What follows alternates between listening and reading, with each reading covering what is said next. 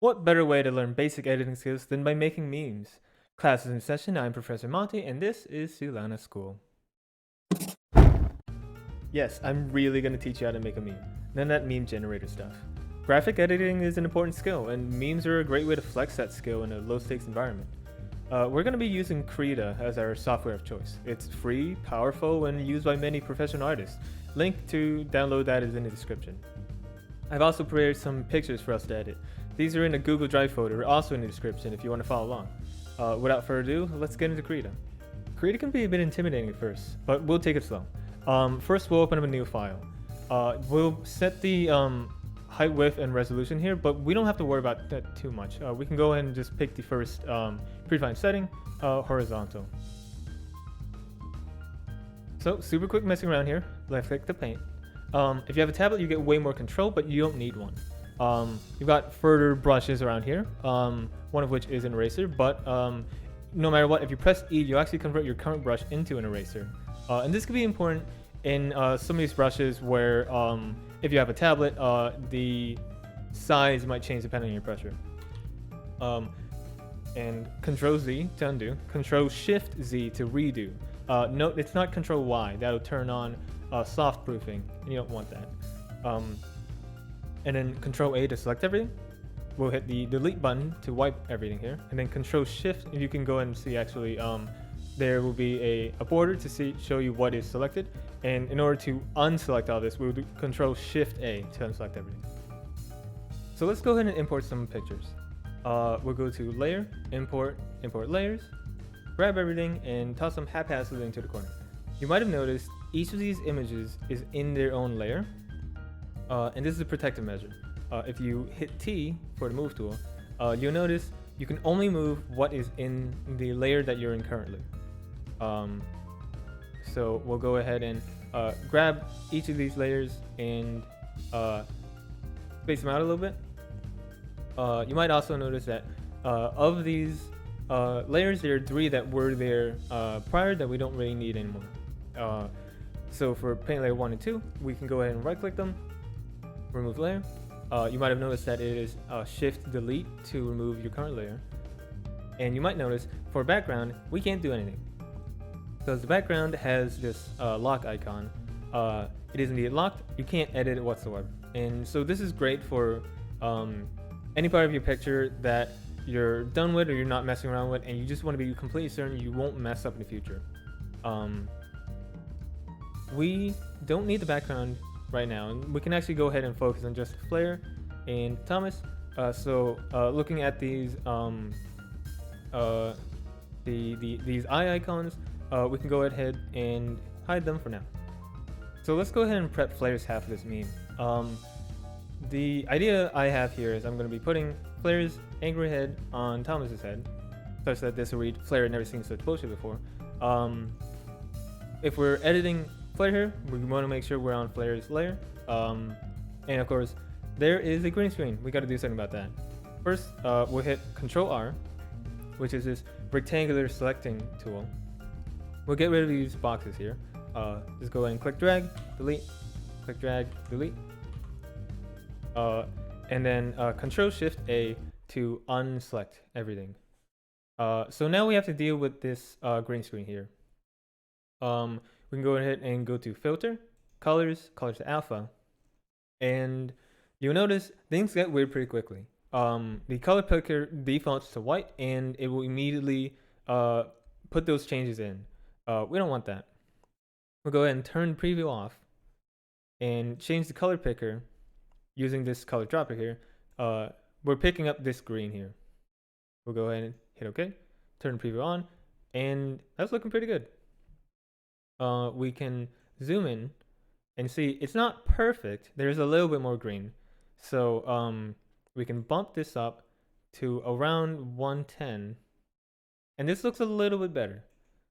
We'll hit OK. And so that's already looking pretty good. Finally, we only need Flare's head here. So what we could do is use the rectangular selection tool to get rid of some of this stuff. But we don't want to mess with her head, so we can go ahead and use the Polygonal selection tool. it gives you a little bit more control. So with this, you're actually just drawing lines to get rid of everything. We'll just go ahead and select everything under her neck and just get rid of all of that. And then when you complete it, then it will have selected everything in this polygon. We go ahead and hit delete. And when you're done, again, Control Shift A, and you won't select anything over here. So now we'll hit T for the move tool. Go ahead and move her head over to Thomas. Now, that doesn't quite work. Flare's layer is under Thomas's, so we have to click and drag, move her up. This is looking okay, but it's not perfect. So we'll hit Control T, which is over here, the transform tool, and you get these bounding boxes. If you click and drag on one of the boxes, you will resize. If you click and drag on the lines, you skew. And if you click and drag slightly outside, you will rotate. So we're going to want to resize, but instead of accidentally messing up the proportions, if we hold shift, we can resize, being sure that the proportions are the same the entire way. So we can go and resize, move, and tweak it to our liking until it's perfect. And when you're done, you can hit enter to finish that up. So let's go ahead and update this text as well. The text is on Thomas's layer. We'll switch over to him. And we'll go ahead and zoom in on the text. So if we hit B, we do have a brush, but that isn't the cleanest thing we could do. What we can do instead is we'll go over to this rectangular tool, and you'll notice it's still a pretty big brush because it ends up just being as if this brush was used to make a rectangle. Also, it doesn't fill in the inside, which is what we want. We can fix both those things. Instead of having a really big brush size, we can go ahead and bring our way down. So it is just very sharp corners. But that doesn't change the fact that it's not filled on the inside. So two options up here. Fill to the foreground color. And now it's perfectly black. So we'll go ahead and cover up Thomas. And now we can fit in our own text with this text tool. You actually have to click and drag on where you want to place the text. And looks like a bit of a mess. We don't want placeholder text. We'll change that to flare. If you save it, then it'll update. And we're also not going to want black text. A little hard to read. So we'll update that to the same kind of like off yellow over here with this dropper tool. Save that as well. And when you close it, you're immediately giving control of where to move it. And we'll go ahead and place that right here. So this is looking pretty good, but this is not one picture. We specifically, all of these layers are still separate. If we go to this menu over here where we can control all the different layers, if you click this button, you'll add a new paint layer, which is not what we want. We'll go ahead and remove it. Instead, what we want is a group layer, and we can drag each of these layers, being the text, Flare's head, and Thomas, drag them into the group. Keeping in mind that order is important. So Thomas needs to be at the back. It doesn't terribly matter what the order between Flare and the text is, since they don't really intersect. So we're going to want to organize our layers so that they're a little bit more descriptive. If we double click the name, we can go out and edit their names to something a little bit more fitting.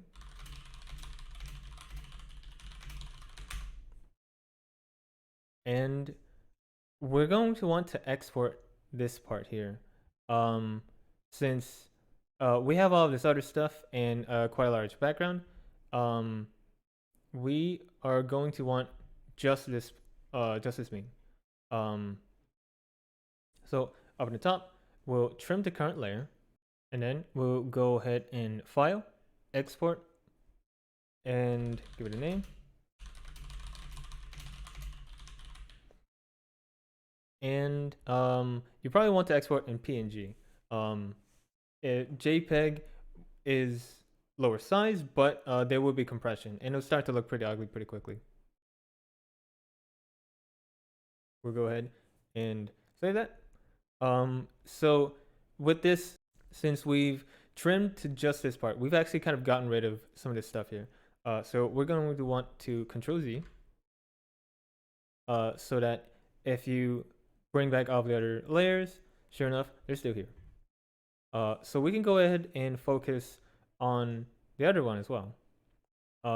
Closing and each group layer, you can actually click the layer itself, and it, like a folder, it will open close.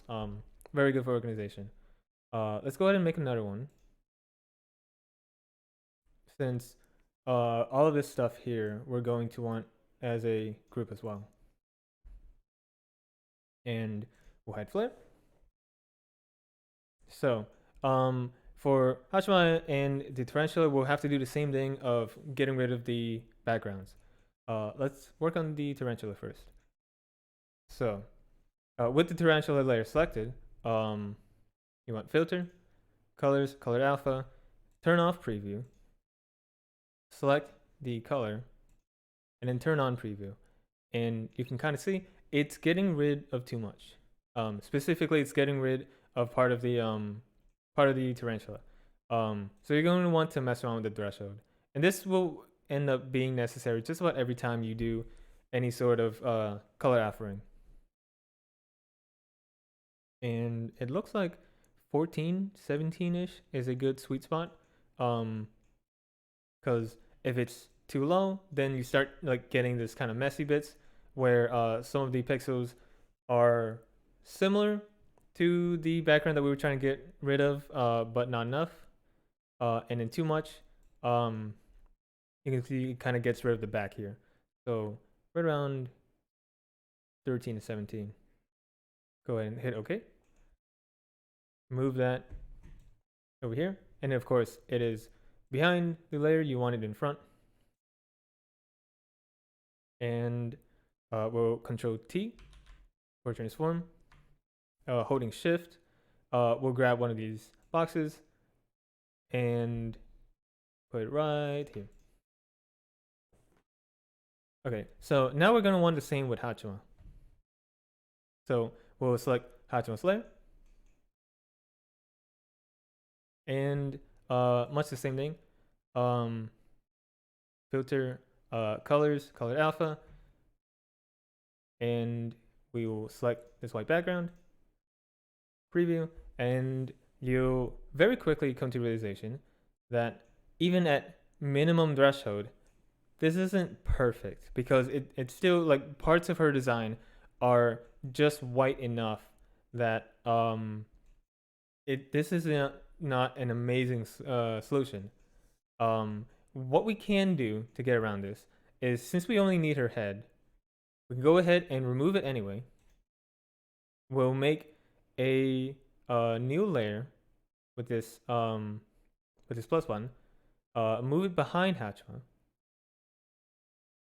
and so this was perfectly white. So what we can do is just fill that in. We'll go to the advanced color selector, bring that all the way down to white, and we'll hit B for brush, and we'll just color this spot here that's like kind of missing some of her hair. We'll just color that in white. And if you did it right, because you're painting behind Hachima, it only fills in behind her. And you can kind of see like she is indeed in front. So that's nice and cleaned up. Looks like there's parts of her eyes that got rid as well. We'll clean that up. If you get rid of Hachima, you can just see it's just kind of a blotch behind her, but it helps kind of like fill in all the missing spots. So this is where having multiple layers can really help. Finally, for Hachima, we really only need her head. So we will Control R, get rid of everything that isn't her head, and just go ahead and delete that. Control Shift A, so we're not selecting anything anymore. And so these parts here, we want to act as the same layer, right? Because if we hit T, go ahead and move it, it doesn't make sense to move this separately. So what you can do is if you right click this layer, you can merge it with the layer below, or Control E.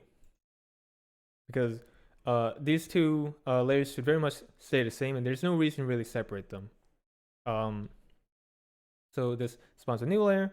We'll go ahead and move that over there to our tarantula meme. Control T for transform. We'll hold Shift again so we get the proportions right.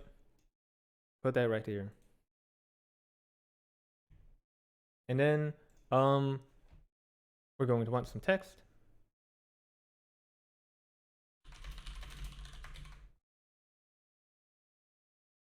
And you can have a little bit of fun with both the text, the font, the size, and when you're done.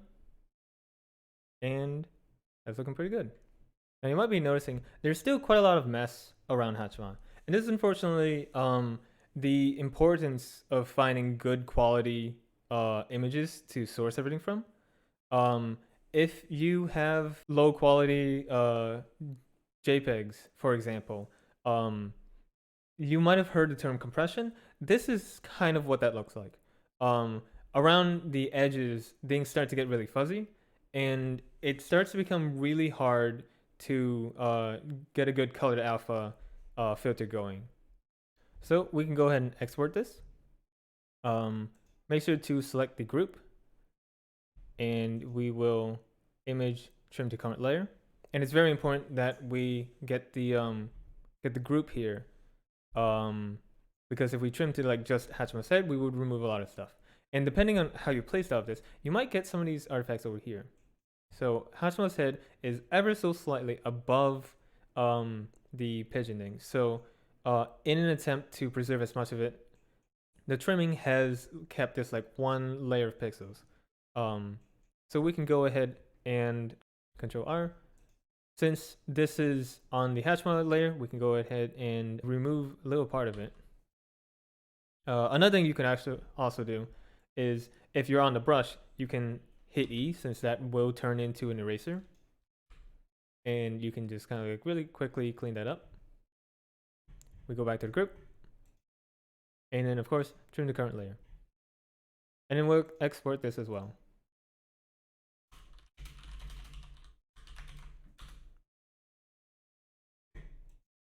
With this, you have a lot of basic skills necessary not just for Krita, but for any graphic editing out there. Understanding layers, being able to handle green screens, and just basic transformations can get you really far. Class is dismissed. Work hard, take a deep breath, and do great things.